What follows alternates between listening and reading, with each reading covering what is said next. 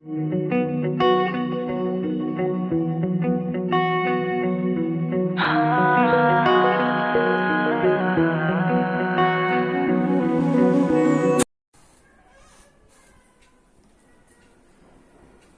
Example आहे बघा.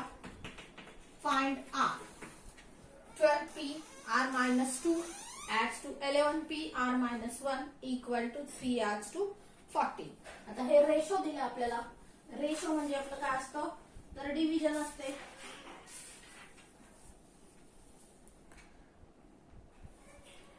मग आपण हे सोल्युशन मध्ये कसं लिहिणार आहे बघा. 12p r minus 2 adds to 11p r minus 1 equal to 3 adds to 40. So 12p r minus 1 upon 11p r minus 2 here and 11p r minus 1 equal to 3 upon 40.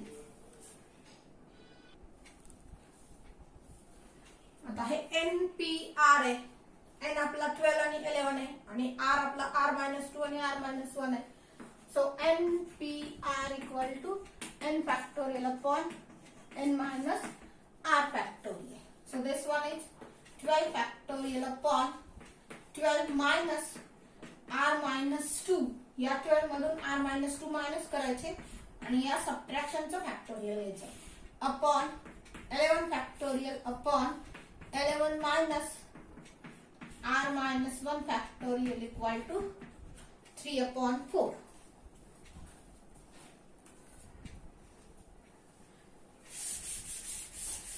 आता हे पुढे कसं करणार आपण तर 12 फॅक्टोरियल अपॉन या मायनस नी हे दोन्ही चिन्ह बदलतील बघा. म्हणजे 12 minus r plus 2 फॅक्टोरियल होईल upon 11 factorial upon 11 minus r plus 1 factorial equal to 3 upon 40. आता हे 12 आणि 2 किती होतील आणि 11 आणि 1 करायचे. सो 12 फॅक्टोरियल अपॉन हे किती झाले तर 14 minus r factorial upon 11 factorial upon हे किती होतील तर 12 minus r factorial equal to 3 upon 4.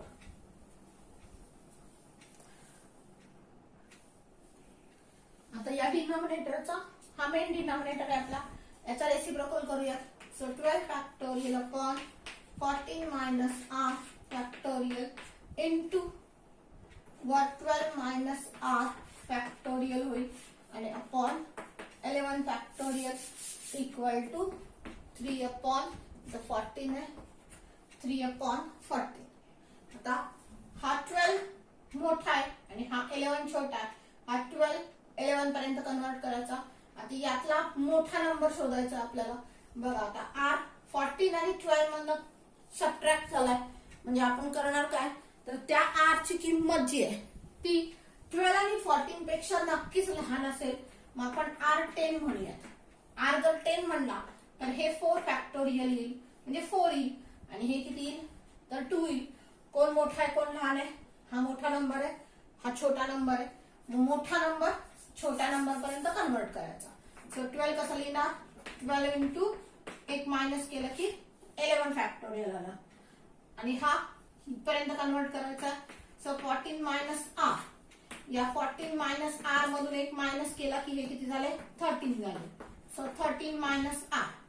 आता या 13 minus r मधून पुन्हा एक मायनस केला किती झाले 12 minus r. हा नंबर मिळाला. याला फॅक्टोरियल लावलं into 12 minus r factorial upon 11 factorial equal to 3 upon 14. हा 11 factorial कॅन्सल झाला बघा. हा 12 minus r factorial कॅन्सल झाला. शिल्लक करायला 12 upon 14 minus r 13 minus r equal to 3 upon 14.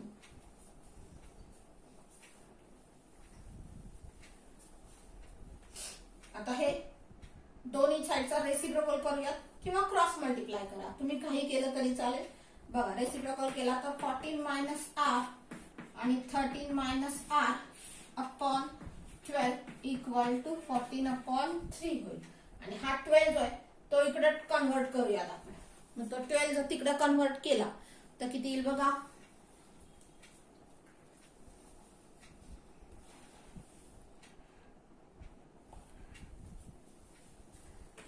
14 minus r into 13 minus r equal to 14/3 into 12. म्हणजे हे 4 झाले इथं. So 14 minus r into 13 minus r equal to हे 14 चौक 56.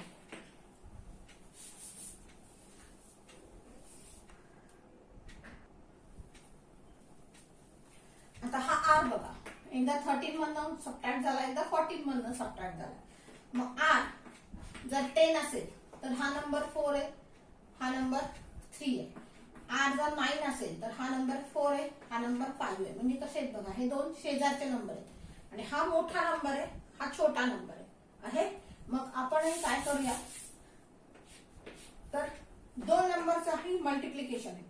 हा जो 56 आहे, हा 56 कन्वर्ट करूया दोन नंबरच्या मल्टिप्लिकेशन मध्ये की जे दोन शेजारचे नंबर असतील. म्हणजे बघा 8 into 7 बघा बरं आहे का, 8 7 56. दोन शेजारचे नंबर आहेत, हा नंबर मोठा आहे, हा नंबर छोटा आहे. हा आपला बिग नंबर आहे आणि हा स्मॉल आहे. हा बिग आहे, हा स्मॉल आहे. म्हणजे हा बिग सेम असेल, हा स्मॉल सेम असेल. म्हणजे काय झालं, तर 14 मायनस r किती झाला, 8 झाला. म्हणजे r ची किंमत किती येईल बघा, तर 14 मायनस 8 म्हणजे r किती आला, 14 मधनं 8 गेले तर इथं आलं 6. बघा बरं दुसरा नंबर काय टॅली करून बघा, 13 मायनस r इक्वल टू 7 म्हणजे r किती झाला, तर 13 मायनस 7 म्हणजे पुन्हा किती होईल बघा, 6 होईल. म्हणजे आपल्या r ची किंमत किती आली, तर 6 आली.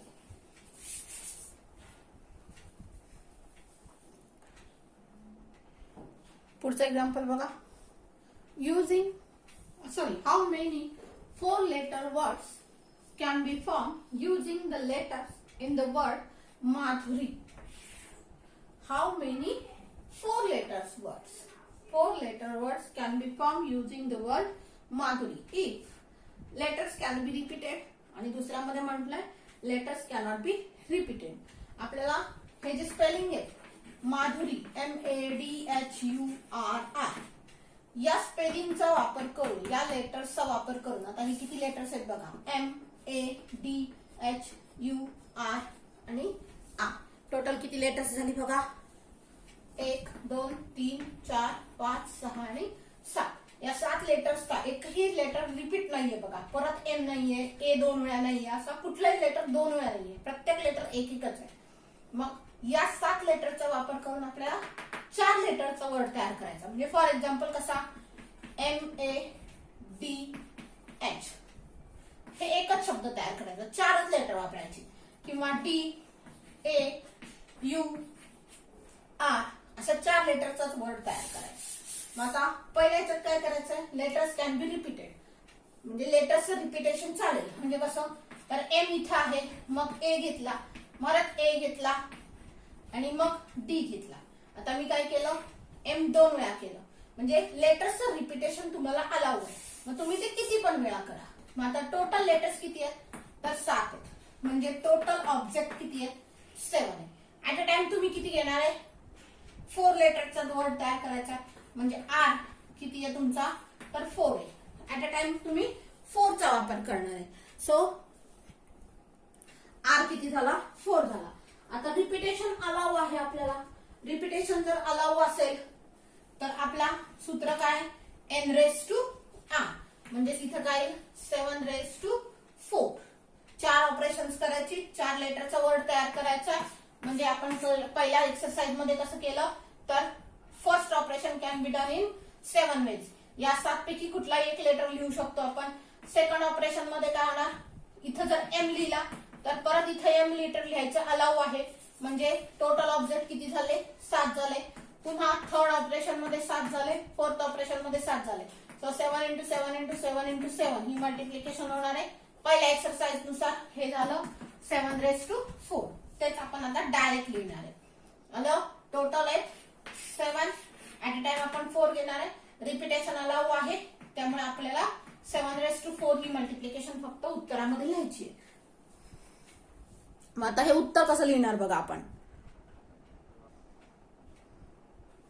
बघा सोल्युशन मध्ये आपण काय लिहिणार. There are 7 letters in the word Madhuri. Madhuri या स्पेलिंग मध्ये आपले लेटर्स किती आहेत, तर 7 लेटर्स आहेत. We have to form 4 letter words. आपल्याला 4 शब्द, 4 अक्षर असलेले शब्द तयार करायचे. मग आपण फर्स्ट मध्ये काय म्हणणार आहे, repetition of letters is allowed. हे आपलं पहिलं गणित आहे ए. So if repetition of letters is allowed, जर आपल्याला लेटर्सचं रिपिटेशन अलाउ केलं तर काय होईल, then total number of 4 letter words are n⁻r. हे आपलं सूत्र आहे. म्हणजे 7⁴ झाले. म्हणजे 7 × 7 × 7 × 7 म्हणजे किती झाले हे, हा 7चा गुणाकार झाला 2401. म्हणजे या 7 लेटरचा वापर करून आपण किती 4 लेटर्सचे वर्ड तयार केले, तर 2401 एवढे शब्द तयार करणार आहे. आता दुसरं बघायचं. या दुसऱ्यामध्ये काय, तर रिपिटेशन अलाउ नाही. मग आता दुसरं बघा आपण कसं लिहिणार. दुसऱ्यामध्ये काय, तर या लेटर्सचं रिपिटेशन अलाउ नाही. मग लेटर्सचं रिपिटेशन अलाउ नाही म्हणजे काय, तर आपण m 2 वेळा लिहिणार नाही. म्हणजेच आपण काय करणार बघा, टोटल आपल्याकडे ऑब्जेक्ट आहे 7. आपण किती घेणार ऍट अ टाइम, 4 घेणार. मग रिपिटेशन अलाउ नसेल तर डायरेक्ट हे टोटल अरेंजमेंट किती होतात, npr म्हणजे 7p4 होणार. म्हणजे काय असेल ते तुमचं उत्तर येईल 7 factorial upon 4 factorial, sorry 7 - 4 factorial. म्हणजे 7 फॅक्टोरियल अपॉन 3 फॅक्टोरियल होणार. म्हणजे हा 7 × 4. हे टोटल कॅल्क्युलेशन कसं होईल बघा, 7 × 6 × 5 × 4 × 3 फॅक्टोरियल अपॉन हा 3 फॅक्टोरियल गेला. मग जर तसं झालं तर टोटल गुणाकार किती आला, 7 × 6 × 5 × 4. आता हेच उत्तर आपण पहिल्या एक्सरसाइज नुसार सोडवलं तर आपल्याला कसं सोडवता येईल बघा. पहिलं ऑपरेशन आहे, हे दुसरं आहे, हे तिसरं आहे आणि हे चौथं आहे. पहिल्या पोझिशनला आपण काय ठेवणार, तर दिलेल्या 7 लेटर पैकी कुठलंही एक लेटर ठेवणार. मग जे लेटर आपण इथं लिहिणार आहे ते परत इथं लिहिणार नाही. म्हणजे आपल्याकडे लेटर शिल्लक किती राहिले, तर एक लेटर आता संपणार आहे कारण ते आपण इथे लिहिणार आहे. म्हणजे लेटर शिल्लक राहिले 6. या 6 पैकी कुठलंही एक लेटर आपण इथे लिहिणार आहे. आता जे लेटर आपण इथं लिहिणार आहे ते पुन्हा इथं लिहिणार नाही. म्हणजे आपल्याकडे लेटर्स किती शिल्लक राहिले, तर 5. या 5 पैकी आपण कुठलंही एक लेटर इथं लिहिणार आहे. So third position can be filled by 5 ways. पुन्हा जे लेटर आपण इथं लिहिणार आहे ते परत इथं लिहिणार नाही. म्हणजे आपल्याकडे लेटर शिल्लक राहिले 4. मग या 4 पैकी कुठलीही एक लेटरने आपण ही जागा भरणार आहे. So fundamental principle of multiplication हे आपलं उत्तर आलं. तेवढंच, फक्त हे पहिल्या एक्सरसाइजला आपण सगळं लिहिणार होतो, आता सगळं लिहायचं नाही. डायरेक्ट लिहायचंय आपल्याला NPRच्या सूत्रानुसार. बघा दुसऱ्याचं सोल्युशन आपण कसं लिहिणार आहे. Repetition of letters is not allowed. लेटर्सचं रिपिटेशन अलाउ नाही. If repetition of letters is not allowed then total number of 4 letter words are किती होतील, NPR म्हणजे 7p4. so this is 7 factorial upon 7 - 4 factorial म्हणजे किती झाले, 7 factorial upon 3 factorial. म्हणजे हे 7 factorial 3 पर्यंत कन्व्हर्ट करायचा. एकनी कमी कमी करत नाहीचा. 7 मग 6 मग 5 मग 4 आणि मग 3 खालचा नंबर आला त्याला लावलं फॅक्टोरियल अपॉन हा 3 फॅक्टोरियल गेला. म्हणजे तुमचं उत्तर आलं 7 × 6 × 5 × 4. मग ही मल्टिप्लिकेशन आपल्याला करायची आहे. ही मल्टिप्लिकेशन किती झाली, तर 840 झाली. मग 840 लेटर्स असे असतील की ज्याच्यामध्ये लेटर्सचं रिपिटेशन अलाउ नाही. म्हणजे लेटर्सचं रिपिटेशन केलेलं नसेल. म्हणजे प्रत्येक लेटर हे वेगळं असेल. A मग M मग D मग I हे असं प्रत्येक लेटर हे वेगळं असेल. असे किती लेटर्स असतील, किती शब्द होतील, तर 840 शब्द होतील.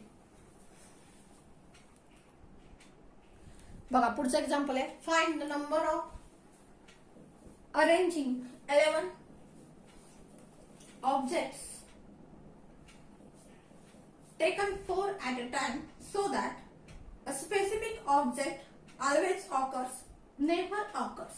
टोटल ऑब्जेक्ट किती आहेत आपल्याकडे, तर 11 डिस्टिंक्ट ऑब्जेक्ट आहेत. त्यातले किती घ्यायचे, तर 4 ऍट अ टाइम घ्यायचे. म्हणजे n झाला आपला 11, r झाला 4. आता पहिलं काय बघा, तर ऑलवेज ऑकर्स. आपल्याला टोटल अरेंजमेंट अशा करायचं. टोटल अरेंजमेंट किती होतील, तर NP4 प्रमाणे काय असतील, NPR प्रमाणे काय असतील ते. पण त्यात पण आता कंडिशन काय दिली आपल्याला, always occurs, one specified object always occur.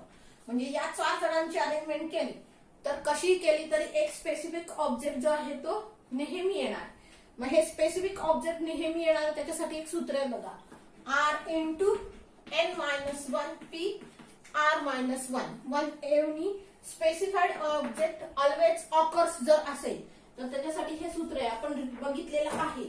जरा मागचा व्हिडिओ बघा म्हणजे तुमच्या लक्षात येईल. म्हणजे हे आपण लिहिणार कसं मग आता, 4 इंटू N-1 किती होईल, हे 11-1P 4-1. या सूत्राने आपण ते सोडवणार आहे.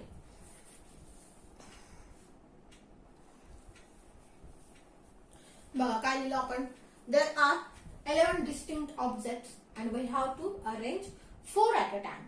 Therefore, n equal to 11 and 4 equal to r. There are 11 distinct objects. आपल्याकडे 11 आहेत आणि ऍट अ टाइम आपल्याला किती जणांची अरेंजमेंट करायची आहे, तर 4 जणांची. त्यामुळे n ची किंमत 11 झाली आणि r ची किंमत 4 झाली. आता पहिल्या एक्झाम्पल मध्ये काय विचारलंय, तर एक स्पेसिफाईड ऑब्जेक्ट ऑलवेज ऑकर्स झाला पाहिजे. एक स्पेसिफाईड ऑब्जेक्ट नेहमी आला पाहिजे.